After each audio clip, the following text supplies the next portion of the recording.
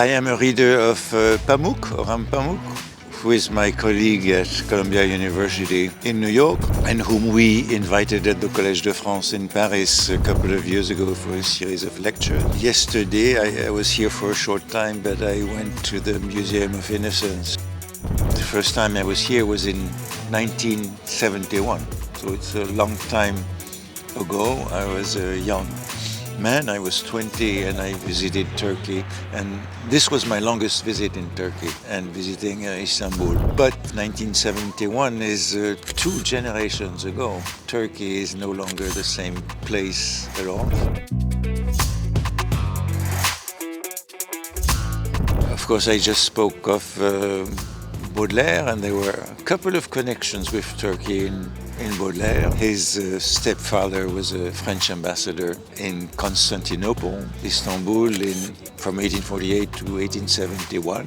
And the person whom Baudelaire calls the painter of modern life is Constantin Guis, who was present during the Crimean War and was a reporter making drawings that were sent to a newspaper in Paris. He followed the news and sent drawings to his newspaper in London, the Illustrated London News, and with these drawings they made wood engravings. For instance, Constantin Guis was present here during the Crimean War, so there are many drawings about the war and about Istanbul and Constantinople.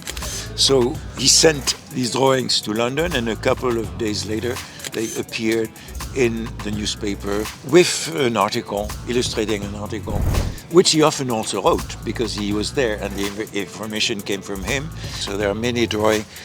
Baudelaire owned drawings about Turkey.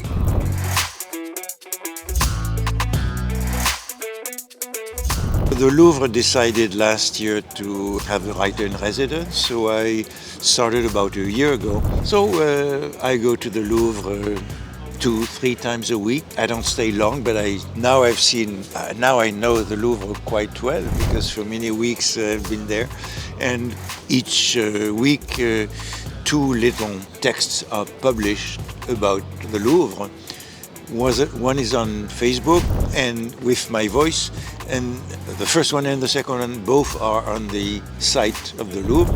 So people can visit the Louvre following all the objects, paintings, sculptures that I've mentioned. And in fact, I did a couple of visits with people. So it's called Mon Louvre, My Louvre. Perhaps it will be turned into a book at the end, but I don't know yet because I want to go to the end of the experience to decide whether it's worth a book or not.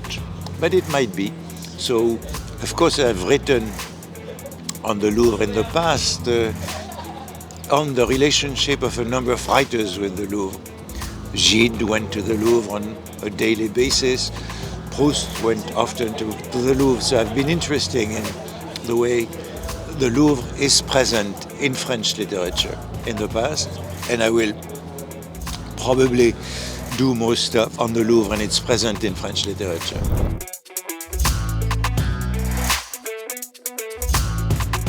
Baudelaire spoke of the daily newspapers of the mid-19th century. The modern daily as we know it, started in 1836 in France. There were 2 dailies at the time, one called La Presse and the other one called Le Siècle, the Century. So these were 2, and the main innovation in those dailies was that they were cheap, because before that, newspapers, any form of newspapers, were only for the elite, expensive. And so the big difference in these dailies is that they were large, as we know them, as we have known them until the digital age, and they had publicity. It was 4 pages. The last 4th page was only publicity. And on the first page, the bottom of the first page, was a feuilleton, a series, a novel which was published every day, a chapter being published every day. So what made the success of the new modern daily is both publicity and the feuilleton, which became a genre. And Baudelaire reacted about the daily in the sense that people read, it's a sort of a distance from the crimes, wars, problems of the world. The daily newspaper makes you of a spectator of evil with a comfortable distance. There is a line in Latin poetry which is suave mari magno. So there's a tempest on the sea and you are on the shore and you look at the tempest, people will die, but you're protected and there's a sense of sweetness, suave. So this is what Baudelaire doesn't like about the newspaper, is seeing evil in a peaceful way, the spectacle of evil in the world. And I think this hasn't changed that much. When I read the newspaper every day, now it's digital, I never read printed newspapers anymore, but we read about wars, terrorism, crimes. This is our daily reading, and Baudelaire thought that man was evil, that man was not good, as Rousseau used to say. And the daily newspaper is, in a sense, the proof of that evilness. I don't think much has changed since the mid-19th century in that sense. So we have to read a newspaper every day, but we have to be aware of the distance that we have with the news, unless we are the victim of these evil events, wars, crimes, etc. Then we are involved and we no longer read the newspaper.